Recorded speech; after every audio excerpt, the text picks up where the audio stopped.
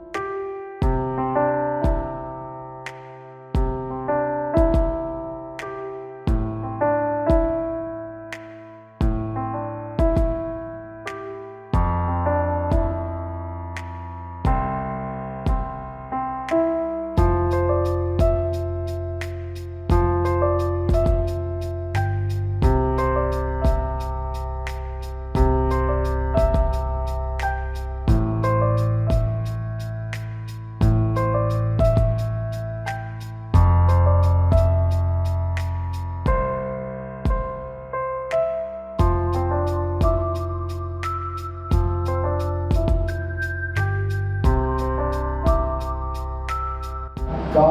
วันนี้เป็นเกียรติอย่างยิ่งนะครับที่พวกเรานะครับเราชาวพี่น้องที่จะมาแบ่งปันนะครับโอกาสนะครับเช่นการศึกษาหรือก็ใช้ว่าเซอร์ไพรส์ครับเซอร์ไพรส์มากครับที่ได้มานะครับขอบคุณมาก